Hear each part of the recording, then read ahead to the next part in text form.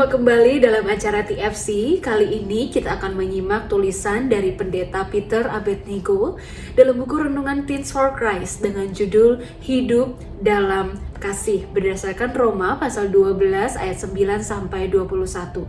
Bersama dengan saya Kak Ripka Octavia Susintiawati dari GKI Citraland, Surabaya. Mari sebelum kita merenungkan sabda Tuhan, kita sama-sama berdoa ya. Mari kita berdoa. Ya Tuhan, kami menyambut undangan Tuhan untuk mendengarkan firman-Mu. Kami mau merenungkan firman-Mu siang dan malam. Kami mau dipandu oleh kebenaran firman Tuhan, sehingga kami dapat menjadi anak-anak Tuhan yang menerangi dunia, yang mengasihkan dunia. Kami mau hidup seturut dengan kehendak Tuhan. Terima kasih ya Tuhan, bersabdalah karena kami anak-anak-Mu siap untuk mendengarkan. Di dalam nama Bapa, Putra, dan Roh Kudus kami telah berdoa dan mengucap syukur. Amin. Yang akan menjadi pusat permenungan kita adalah Roma pasal 12 ayat 21. Saya akan bacakan untuk kita semua. Janganlah dikalahkan oleh kejahatan, tetapi kalahkanlah kejahatan dengan kebaikan. Hidup dalam kasih itu nggak mudah, teman-teman. Gimana seseorang bisa hidup dalam kasih jika orang lain itu sudah menyakitinya terlebih dahulu? Ketika ada orang yang berbuat jahat kepada kita, maka kita akan merasakan sakit hati. Kita rasanya tuh bawaannya pengen membalas kejahatan itu kepada mereka. Nah, Paulus memberikan nasihat kepada jemaat di Roma untuk senantiasa hidup di dalam kasih. Paulus menyebutkan beberapa contoh sikap hidup dalam kasih.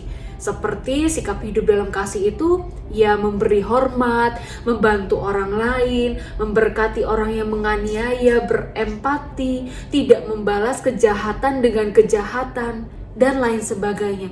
Paulus berpesan agar jemaat di Roma tidak membiarkan diri mereka dikalahkan oleh kejahatan, tetapi justru mereka harus mengalahkan kejahatan dengan kebaikan.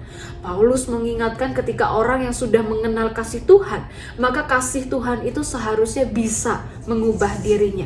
Mengapa Paulus memberikan nasihat tersebut kepada jemaat di Roma?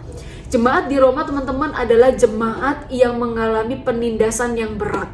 Lalu kemudian apakah mereka harus diam saja ketika diperlakukan tidak adil? Tentu tidak.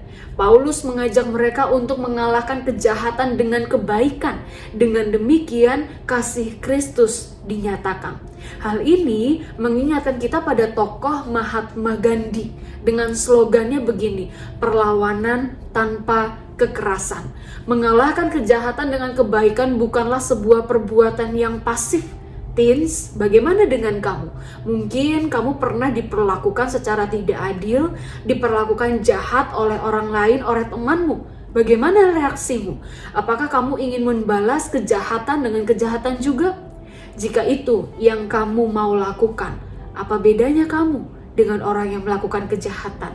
Ingatlah untuk membalas kejahatan dengan kebaikan agar lingkaran kejahatan itu bisa berhenti. Hiduplah dalam kasih dan jadilah pembawa damai. Amin. Mari kita menutupnya di dalam doa. Ya Tuhan, ini kami anak-anak-Mu yang sudah mendengarkan firman Tuhan.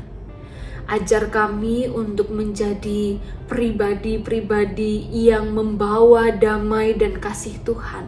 Bukan menyatakan kebencian, bukan menyatakan kekerasan ataupun balas dendam, tetapi biarlah kami menyatakan pendamaian, menyatakan sukacita kepada siapapun yang kami temui.